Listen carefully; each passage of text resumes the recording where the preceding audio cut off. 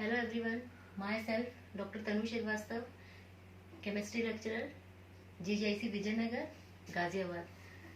Students, आज हम आपको आपके 12th का सबसे पहला चैप्टर ऑर्गेनिक का पढ़ाऊंगी, halo alkanes and halo arenes.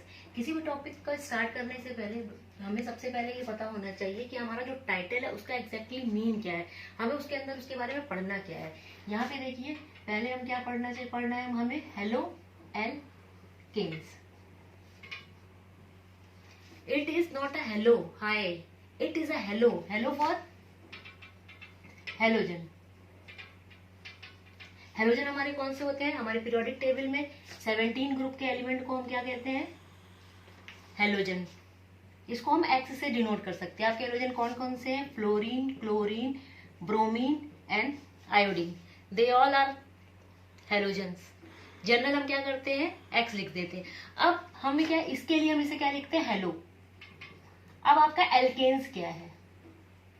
Alkanes भी आप पढ़ चुके हो, लेकिन फिर से मैं एक रिवीजन में आपको बता रही हूं कि सबसे पहले आप ये जानिए कि आपका हाइड्रोकार्बन क्या होता है।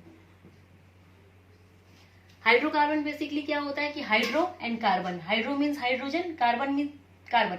ऐसे जितने सारे आपके ऑर्गेनिक कंपाउंड है जिसमें carbon and hydrogen both are present, इसे हम क्या कहते हैं? हाइड्रोकार्बन। अब आपके जो ये हाइड्रोकार्बन्स होते हैं ये दो तरीके के होते हैं। एक ये आपके क्या हो गए? Aliphatic and aromatic. अब एलिफेटिक क्या है आपका? एलिफेटिक में भी आपके दो तरीके के कंपाउंड हो सकते हैं। एक हो सकता है सैचुरेटेड और एक है नॉन सैचुरेटेड। अब देखिए, सैचुरेटेड का मतलब क्या होता है? सैचुरेट हो गए मतलब हमें क्या है कि किसी से कुछ एक्स्ट्रा लेना ना पड़े, सीधे रास्ते से चले, इधर उधर जाए ना, सैचुरेशन की पोजीशन में रहे। तो वही केस है, हम क्या पढ़ रहे हैं? हाइड्रोकार्बन। तो कार्बन हमारा क्या है? इसका एटॉमिक नंबर क्या है? 6। 1s2 2s2 2p2। अगर कार्बन की सारी वैलेंसी, ये आपका क्या है? वैलेंस शेल, और ये जब बॉन्डिंग में पार्टिसिपेट करता है तो इस इलेक्ट्रॉन्स को हम क्या कहते हैं? Valence electron. अगर कार्बन की सारी वैलेंसी, ये आपकी इसे हम कहते हैं सिंगल बॉन्ड, सारी वैलेंसी सिंगल बॉन्ड से सेटिस्फाई हो, कहने का मतलब है only sigma bond are present, single bond, तो इसे हम क्या कहते हैं? सैचुरेटेड। अगर नॉन सैचुरेटेड का मतलब क्या है? ये जो आपका सैचुरेटेड आया इसी को हम क्या कहते हैं? एल्केन। और नॉमेनक्लेचर लिखते समय हम सफिक्स में क्या करते हैं? एन जोड़ते हैं। नॉन सैचुरेटेड की बात करते हैं, इसमें दो तरीके के बॉन्ड्स होते हैं, double bond and triple bond. This is alkene, this is alkyne. Alkane है, सारे बॉन्ड सिंगल बॉन्ड है, सैचुरेटेड है, इसका जनरल फॉर्मूला CnH2n+2। अब आप ये देख लीजिए कि अगर आप n इज इक्वल टू 1, अब ये आपका 1 क्या है? Number of carbon and number of hydrogen. पहला अगर कंपाउंड आप देखेंगे, इसका अगर आप 1 रख के देखेंगे तो आपका क्या आएगा? CH4 एंड सफिक्स मैंने क्या बताया? Ane, that is methane. अब यहाँ पे आपका double and triple bond, alkene and alkyne. अगर एक भी ऐसा आपका कंपाउंड हो, इसके लिए इसका जनरल फॉर्मूला देख लीजिए, CnH2n। एल्काइन के लिए CnH2n-2। एन मैं बता चुकी हूं आपको पहले ही कि n is equal to number of carbon और hydrogen atom present in the molecule या आपके ऑर्गेनिक कंपाउंड में। अब अगर इन, इसके सफिक्स में हम क्या लगाते हैं? इन, इसमें आइन। अब आप ये करके देख लीजिएगा, इसका ये आएगा C2H4 जिसे हम क्या कहते हैं? इथीन। ये आएगा C2H2 जिसे हम क्या कहेंगे? इथाइन। तो ये आपके क्या ऐसे कंपाउंड को हम कहेंगे? एलिफेटिक की ही बात कर रहे हैं। एलिफेटिक कहने का मतलब है कि आपकी ये स्ट्रेट चेन हो, उसमें कोई भी साइक्लिक कंपाउंड ना हो और सारी वैलेंसीज आप इसकी हाइड्रोजन से सेटिस्फाइज कर दीजिए, जिसको हम IUPAC में N लिखते हैं कि नॉर्मल आपका मेथेन, नॉर्मल एल्केन है, आपका कुछ भी हो सकता है, प्रोपेन, ब्यूटेन। अभी हम सिर्फ बात कर रहे थे आपकी सैचुरेटेड एंड नॉन सैचुरेटेड की। अब इसी आपके सैचुरेटेड में अगर हम एल्केन में ही, ये क्या है? एल्केन। अगर इसके एक हाइड्रोजन को हम किसी भी हेलोजन के द्वारा रिप्लेस कर दें, कहने का मतलब है कि हाइड्रोजन निकल जाए और यहाँ पे हेलोजन आपका जुड़ जाए, तो ऐसे कंपाउंड को हम क्या कहते हैं? Halo alkane. कि हेलो किस में जुड़ गया, एल्केन में, तो इसका नाम हो गया हेलो एल्केन। अब आपका ये किस में जुड़ रहा है, मेथेन में, ये आपका क्या जुड़ रहा है, मेथेन में। और जब भी किसी एल्केन में से एक हाइड्रोजन निकल जाता है तो वो आपका हो जाता है एल्किल, तो इसका नाम क्या हो गया, मेथिल। और एक्स आपका अगर क्लोरीन हो तो methyl chloride, methyl bromide, methyl chloride, कुछ भी हो सकता है। ये आपका general information about haloalkanes. अब हम क्या बात करते हैं आपकी हेलो एरीन्स। हेलो पता चल गया आपको पहले ही कि हेलोजन प्रेजेंट होना चाहिए। एरीन्स के लिए हमें ये नेसेसरी है कि हमें एक बेंजीन डेरिवेटिव होना ही चाहिए, बेंजीन रिंग प्रेजेंट होनी ही चाहिए। बेंजीन का फॉर्मूला क्या है, 6,6H6। बहुत सारे बच्चों को भी कंफ्यूजन रहता है कि ये बेंजीन कैसे है। ये पॉइंट्स को आप देख लीजिए, ये सारे पॉइंट्स पे आपके क्या है, कार्बन जुड़े हुए हैं। C6 हो गए, काउंट कर लीजिए हाइड्रोजन।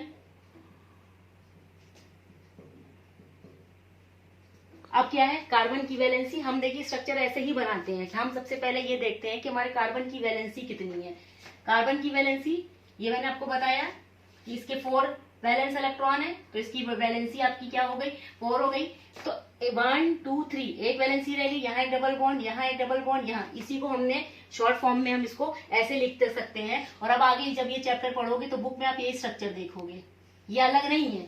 आगे स्ट्रक्चर पढ़ाऊंगी कि हम बेंजीन के रेजोनेटिंग स्ट्रक्चर होते हैं, उसको हम ऐसे रिप्रेजेंट कर सकते हैं। कैकुले ने इस स्ट्रक्चर को दिया था, तो कि हम इस तरीके से जनरल, बार बार ये फॉर्मूला डबल बॉन्ड लगाने से अच्छा है कि हम रिएक्शन को डायरेक्ट ऐसे करवा दें। तो हेलो एरीन्स क्या है, एक हक्कल रूल है, हक्कल रूल।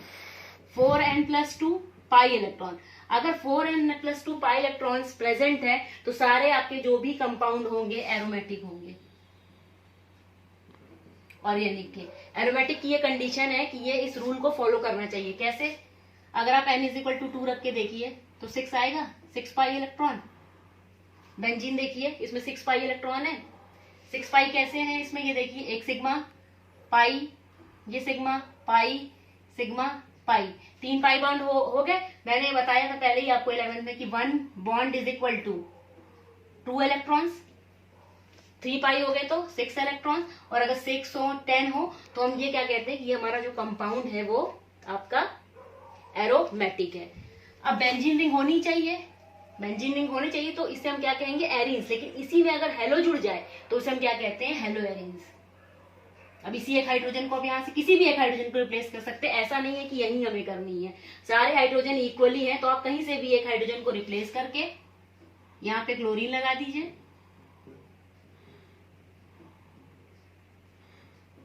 तो इसे हम क्या कहते हैं, ये आपका क्या होगा, हेलो एरीन्स। अभी आप सिर्फ एक्स लगा दीजिए यहाँ पे, क्योंकि एक्स आपका कुछ भी हो सकता है, फ्लोरीन, क्लोरीन, ब्रोमीन, आयोडीन, कुछ भी हो सकता है। अब ये तो आपको मैंने चैप्टर की डेफिनेशंस बता दी कि हेलो एल्केन्स और हेलो एरीन्स होते क्या है, एग्जैक्टली पढ़ना क्या है आपको इसके चैप्टर में। अब इसके बाद आप क्या पढ़ोगे, क्लासिफिकेशन। पहले तो हमने ये पढ़ लिया कि भैया इसका नामकरण क्या है, ये कैसे क्यों होते हैं। अब इसके बारे में हम क्लासिफिकेशन पढ़ेंगे on the basis of presence of halogen. 1 present है, 2 प्रेजेंट है, 3 प्रेजेंट है। अगर एक हेलोजन प्रेजेंट हो तो उसे हम क्या कहेंगे, मोनोहेलोजन एल्केन, मोनोहेलोजन। 2 है तो डाई हेलो आपका कंपाउंड हो जाएगा, डाई हेलो कंपाउंड, या डाई हेलो एल्केन कह दीजिए। 3 है तो ट्राई हेलो। अब मोनो का मतलब पता ही है आपको कि मोनो मतलब 1, डाई मतलब 2, ट्राई मतलब 3 होता है अगर सिर्फ एक ही हेलोजन प्रेजेंट हो। जैसे आपका देख लीजिए मेथिल क्लोराइड ले लीजिए, अगर किसी भी कंपाउंड में आपके सिर्फ एक हेलोजन प्रेजेंट है तो उसे हम क्या कहेंगे, मोनो हेलोजन। और ऐसा नहीं कि ये हेलो एल्केन्स हो गया, हेलो एरीन्स की बात करेंगे हम तो उस पर भी अगर एक हेलोजन प्रेजेंट हो तो उसे भी हम कहेंगे मोनो हेलोजन। ये आपका क्या है, मेथिल क्लोराइड। आगे मैं बताऊंगी कि इसके किसी भी कंपाउंड के 2 नेम होते हैं, एक कॉमन नेम होता है और एक IUPAC नेम होता है। दोनों नाम लिखते हैं, हमारे एक घर का नाम है और एक बाहर का नाम होता है, वैसे ही हम किसी भी कंपाउंड का कॉमन नेम और IUPAC दोनों, ये मेथिल क्लोराइड और ये आपका क्या है, बेंजिल क्लोराइड है। नेक्स्ट क्या है कि अगर 2 हेलोजन प्रेजेंट है, इसी में अगर आप 2 हेलोजन लगा दीजिए तो ये आपका क्या हो गया, डाई हेलोजन। अब हेलो एरीन की बात करिए, तो ये 2 क्लोरीन आप कहीं पर भी लगा दीजिए, वो आपकी मर्जी, आपको बस नॉमेनक्लेचर करना है कि अगर 2 हेलोजन प्रेजेंट है तो वो आपका डाई हेलो हो जाएगा। इसी तरह आप अगर 3 लगा दीजिए, वैलेंसी आप देख लीजिएगा 1 2 3 होगी, तो यहाँ CH2 होगा। या हम हाइड्रोजन तो अगर हमें कार्बन पता है कि कितने प्रेजेंट होंगे, तो हाइड्रोजन तो हम अपने अकॉर्डिंग ही लगा लेते हैं कि अगर कार्बन पे देखिए किसके साथ आपका हेलोजन जुड़ गया, एक ये वैलेंसी इधर से होगी, 2 कार्बन की रह गई, तो यहाँ हम CH2 कर देंगे। ये आपका क्या है, ट्राई हेलो कंपाउंड है। हेलोएरिन की बात करिए तो कहीं पे भी लगा दीजिए, ये आपका क्या हो गया, ट्राई हेलो कंपाउंड हो गया। ये इसका क्लासिफिकेशन हो गया आपका on the basis of presence of halogen. अब इसमें एक कॉन्सेप्ट आपका ये है,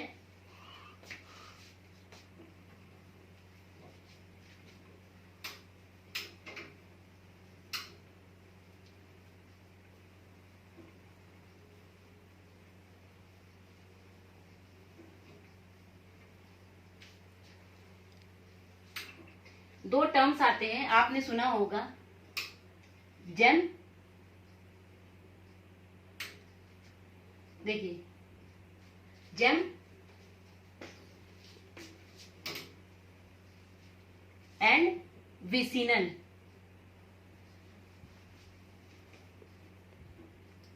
विसिनल यहां देख लीजिए, विसिनल कहते हैं। अब देखिए जेम क्या है और विसिनल क्या है। जेम मतलब जेम्स मत समझ लीजिएगा, जेम्स मतलब आप जेम्स मत समझ लीजिएगा कि जेम्स होता है।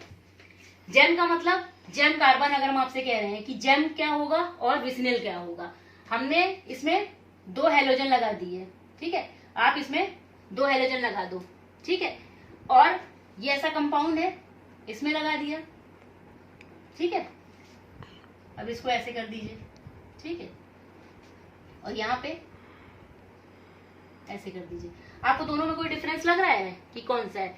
देखिए इसमें क्या है कि अगर एक ही कार्बन पे देखिए एक ही कार्बन है ना, इसमें 2 हेलोजन जुड़े हुए हैं क्लोरीन, अगर एक ही कार्बन पे 2 हेलोजन जम गए तो उसे हम क्या कहते हैं, जेम डाई हैलाइड। याद करने का यही तरीका है, नहीं तो आप कंफ्यूज हो जाओगे कि जेम क्या है, विसिनल। विसिनल क्या है, अगर एडजेसेंट हो, अगल बगल देखिए हैं दोनों प्रेजेंट, अगल बगल अगर प्रेजेंट हो तो उसे हम क्या कहते हैं, विसिनल। विसिनल ये बहुत आता है, ये कभी कभी कंपटीशन में भी पूछा जाता है कि what is gem dihalide, what is vicinal. अगर एक ही कार्बन पे 2 हेलोजन आके जम गए तो उसे हम क्या कहते हैं, जेम डाई हैलाइड, और अगर 2 एडजेसेंट पे हैं तो उसे हम क्या कहेंगे, विसिनल। अब आपका एक क्लासिफिकेशन तो मैंने आपको बता दिया, अब दूसरा क्लासिफिकेशन है on the basis of hybridization. On the basis of hybridization. Hybridization भी आप बच्चों आपको पता है कि जब आपके ऑर्बिटल आपस में क्या होते हैं, ओवरलैप करते हैं अपनी वैलेंसी सेटिस्फाई करने के लिए, तो इसमें 3 तरह की आपके हाइब्रिडाइजेशन होता है, एक sp3, एक sp2 और एक sp in the case of organic chemistry. आप अगर इनऑर्गेनिक पढ़ोगे तो आपका dsp2 भी होगा, dsp3 भी होगा, बहुत ऐसे कई सारे होंगे कि इसमें स्ट्रक्चर भी अलग अलग बनेगा। हम sp3 की बात करते हैं यहाँ, sp2 की और sp की बात करते हैं। इस चैप्टर में सिर्फ आपको ये दोनों पढ़ना है। अब sp3 है, sp3 के अकॉर्डिंग आपका नॉमेनक्लेचर हम देखें तो ये 3 तरीके के हम कर सकते हैं इसे, एक alkyl halide, allyl halide, then benzyl halide. अब देखिए sp3 कैसे है, ये सिर्फ हम ये sp3 की बात कर रहे हैं कि ये sp3 कैसे है। एल्किल हैलाइड की बात करें, मैंने आपको क्या कहा था कि एल्केन में से एक हाइड्रोजन निकल जाए तो वो सारा आपका क्या हो जाता है, एल्किल हो जाता है। अब 3 ये थे, एक यहाँ पे आके हेलोजन जुड़ गया। अब ये कार्बन कैसे sp3 है, ये कार्बन कैसे sp3 है, ये देखिए कॉन्फ़िगरेशन आप देख ही रहे हैं, 1s2 2s2 2p। ये आपकी क्या है, वैलेंस शेल है, ये वैलेंस इलेक्ट्रॉन है। हम बात करते हैं कि 2 स्टेट्स होती है, एक ग्राउंड स्टेट आपने सुन रखा होगा, एक एक्साइटेड, ये आपकी 2s है, ये आपकी क्या है 2p है, ये हमारी क्या है ग्राउंड स्टेट। मतलब हम जब कॉन्फ़िगरेशन लिख रहे हैं, इसे कोई एनर्जी मिल रही है, ये आराम से अपने ग्राउंड स्टेट पे बैठे, जैसे ही इसे एनर्जी मिलती है और ये अपने बॉन्डिंग बनाना चाहता है, एनर्जी क्यों दी जाएगी, ताकि ये बॉन्ड बनाए, तो ये एक्साइटेड स्टेट में पहुंच जाता है, जिसे हम ई एस से शो करते हैं। तो ये इलेक्ट्रॉन जंप करके आपका पी में चला जाता है, पी के 3 होते हैं, आपको पता ही है, p x, p y, p z. तो ये देखिए अब जब ये बॉन्डिंग बनाएगा तो देखिए एस के एक, अब एक इसका जुड़ जाएगा, हाइड्रोजन यहाँ, हाइड्रोजन यहाँ, हाइड्रोजन, और ये आपका एक क्या है इसमें, क्लोरीन। तो देखिए एस के एक और पी के क्या हो गए 3। अगर एस के एक और पी के 3 ऑर्बिटल आपस में कंबाइन करते हैं, या संकरण जिसे कहते हैं, हाइब्रिड, तो इसे हम क्या कहते हैं, हाइब्रिड ऑर्बिटल्स कहते हैं। और ये देखिए इसके अकॉर्डिंग ये आपका sp3 हो गया। ऐसे भी हम डिस्कस कर सकते हैं, एक और फंडा है कि अगर सारे bonds, all sigma bonds are present, यानी 4 सिग्मा बॉन्ड अगर प्रेजेंट हो तो हमारी हाइब्रिडाइजेशन sp3 होती है। अब नाम हमें क्या, क्योंकि नोमेनक्लेचर हम कर रहे हैं, इसका क्लासिफिकेशन कर रहे हैं, alkyl halide, it is methyl chloride, methyl chloride. अब ये किसी कार्बन हमारा sp3 है, इसीलिए ये sp3 के अंतर्गत ये आएगा। दूसरा आपका क्या है, allyl, allyl halide, allyl halide.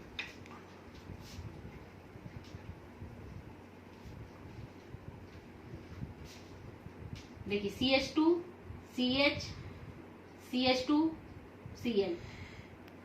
देखिए अब आप कहेंगे कि यहाँ तो डबल बॉन्ड लगा है, जब अगर एक भी पाई बॉन्ड प्रेजेंट हो तो आपका sp2 हो जाता है।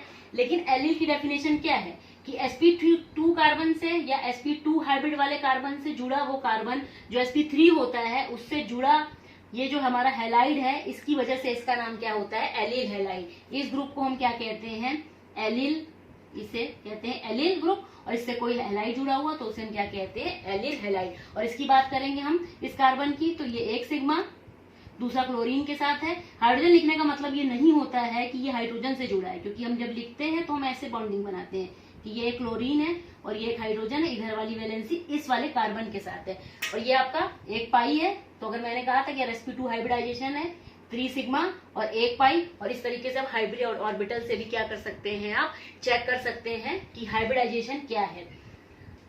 दूसरा आपका ये हो गया एलिल हैलाइड। तीसरा फिर क्या है, बेंजिल हैलाइड।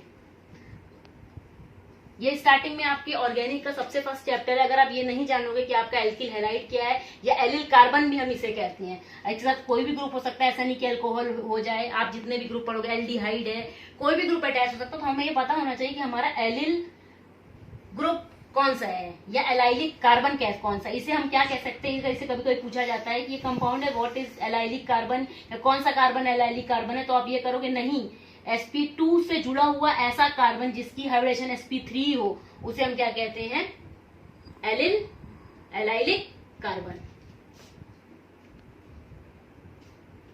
अब देन आपका क्या है, बेंजिल हैलाइड। बेंजिल का मतलब क्या है, अगर हम ये सिर्फ ये हमारा बेंजीन है, अब बेंजीन में तो देखिए फिर आपके सब में डबल बॉन्ड लगा है, फिर आप कहोगे कि कहां से ये sp3 के आप बता रहे हो। हम क्या करते हैं कि sp3 कार्बन की बात करें तो बेंजीन रिंग से जुड़ा ऐसा कार्बन जिसकी हाइब्रिडाइजेशन sp3 हो, उससे जुड़ा जो हैलाइड होगा उसके बेस पे इसका नाम होता है आपका बेंजील हैलाइड। जैसे इसको देख लीजिए, अगर एक आपने हैलाइड जोड़ दिया, यहाँ पे एक इससे हो गया, एक इससे, 2 हाइड्रोजन, ये आपका क्या हो गया, बेंजील हैलाइड या बेंजील क्लोराइड लिख सकते हैं आप इसे, बेंजील क्लोराइड। ये देखिए अब sp3 वाले तीनों आपके क्या हैं, वो खत्म हो गए सारे। ये 3 ही कैटेगरी है जिसे मैंने कैटेगराइज कर लिया है। अब आपकी किसकी बारी आती है, sp2 की। sp2 की हम बात करते हैं तो पहले आपका क्या है, विनाइलिक,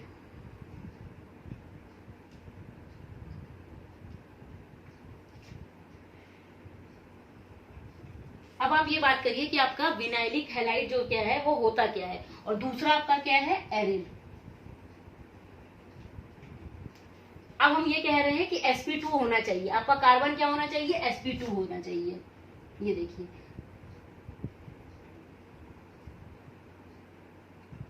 देखिए अब इस कार्बन की आप बात करोगे तो देखिए इसमें 1 सिग्मा और 1 पाई है, 1 सिग्मा ये, 1 पाई ये, और इसके साथ एक हैलोजन आप यहाँ कोई भी जोड़ दिया, एक्स कर दीजिए या क्लोरीन ही जोड़ दीजिए, तो ये sp2 कार्बन से जुड़ा हुआ हैलाइड आपका क्या कहलाएगा, विनाइलिक हैलाइड। और ऐसे कार्बन को हम क्या कहेंगे, विनाइलिक कार्बन। विनाइलिक और एलाइलिक में आप डिफरेंस देख लीजिए, कंफ्यूजन होता है, बच्चे विनाइलिक की जगह एलाइलिक लिख देते हैं, एलाइलिक की जगह क्या लिख देते हैं, विनाइलिक। यहाँ पे है कि CH2CH से जुड़ा, यानी कहने का मतलब है sp2 से जुड़ा sp3 कार्बन इज एलाइलिक, और विनाइलिक क्या है CH2CH, यानी कहने का मतलब है कि ये विनाइलिक ग्रुप है, क्योंकि इसमें हाइब्रिडाइजेशन आपकी क्या है sp2, इसे हम क्या कहते हैं विनाइलिक हैलाइड। अब हम बात करेंगे एरिल हैलाइड।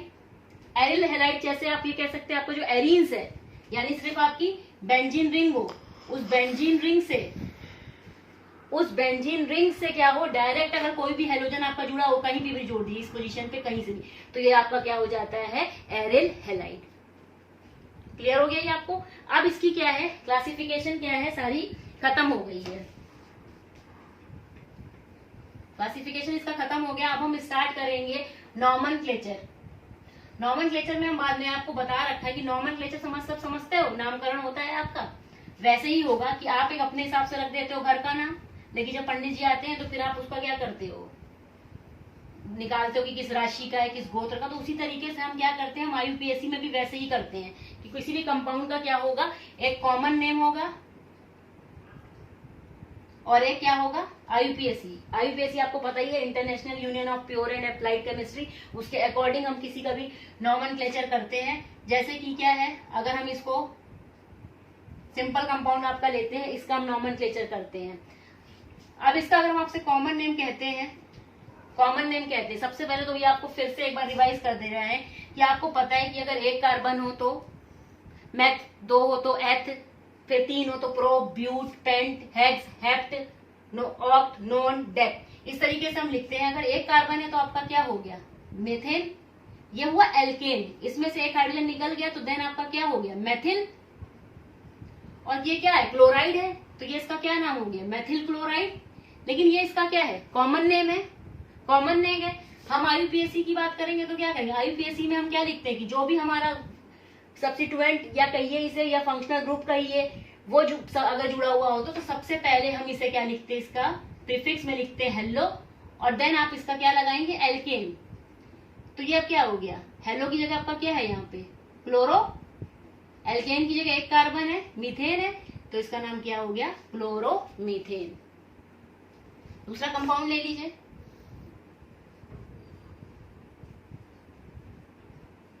इसका नाम आप क्या करोगे, अगर सिंपल हम आपसे आप क्या कहें तो आपको क्या नामकरण दोगे, इसका क्या नॉमेनक्लेचर होगा। इस ग्रुप को मैंने शायद आप लोग को बता रखा है पहले ही कि इसे हम कहते हैं आइसो ग्रुप। ये हमारा क्या है आइसो ग्रुप है, ठीक है। तो नॉमेनक्लेचर अगर हम इसको कर रहे हैं कॉमन नेम, तो इसमें 3 कार्बन है, 3 कार्बन को मैंने आपको क्या बता रखा है प्रोपेन होना चाहिए, हाइड्रोजन निकल गया तो प्रोपिल हो गया, और क्लोराइड है तो क्या आइसो ग्रुप है आइसोप्रोपिल क्लोराइड। लेकिन हम IUPAC की बात करें तो आप नंबरिंग कर दीजिए, ये देखिए चेन आपकी क्या है दोनों साइड से इक्वल है, तो आप 1 2 3 इस साइड से भी कर सकते हैं और इस साइड से भी कर सकते हैं, कहीं से भी आप नंबरिंग कर दीजिए। आपका जो क्लोरीन है, जो भी सब्स्टिट्यूएंट या फंक्शनल ग्रुप लगा हुआ है आपका, वो 2 पोजीशन पे ही आएगा, तो इसका 2 क्लोरो प्रोपेन जो मैंने बताया था हेलो देन एल्केन, ये हो गया इसका नाम। तो ये इसके अकॉर्डिंग अगर आप नॉमेनक्लेचर जब आप करेंगे तो आपका एक कॉमन नेम होना चाहिए और एक दूसरा क्या होना चाहिए IUPAC नेम होना चाहिए। अब क्या है कि आप इस तरीके से नॉमेनक्लेचर करके प्रैक्टिस कर लीजिएगा, बहुत सारे इसके कंपाउंड हैं, बस हम उसके अकॉर्डिंग नॉमेनक्लेचर करते हैं कि जैसे ही हमारे कार्बन की चेन होगी हम उसके अकॉर्डिंग उसका नॉमेनक्लेचर कर लेंगे। अब ये एग्जांपल आप नोट कर लीजिए, आप अपने हिसाब से प्रैक्टिस करके देखिएगा कि आपको आ रहा है कि नहीं आ रहा है। देन नेक्स्ट लेक्चर में हम इसको डिस्कस करेंगे। और एक कार्बन के बारे में बता रही हूं, मैंने आपको आइसो तो बता दिया, ऐसा कार्बन जिससे 4 मेथिल ग्रुप जुड़े हुए हैं, 4 एल्किल ग्रुप जुड़े हुए हैं, ऐसे कार्बन को हम नियो कहते हैं, नियो कार्बन कहते हैं। अब मैंने IUPAC तक आपको बता दिया है। अब नेक्स्ट लेक्चर में मैं आपको बताऊंगी कि इस बॉन्ड का नेचर क्या होता है। बॉन्ड का नेचर कहने का मतलब ये है कि ये जो आपका कार्बन है ये किसी हेलोजन से जुड़ा हुआ हो, तो हर एक कंपाउंड या हर एक बॉन्ड का अपना एक नेचर होता है कि वो बॉन्ड बनाएगा, स्ट्रॉन्ग बनाएगा, वीक बनाएगा, और इस बॉन्ड की नेचर क्या है। नेचर पढ़ने के बाद तब हम इसकी प्रॉपर्टीज भी आते हैं। तो नेक्स्ट लेक्चर में हम आपको इसकी प्रॉपर्टी के बारे में बताएंगे। Thank you.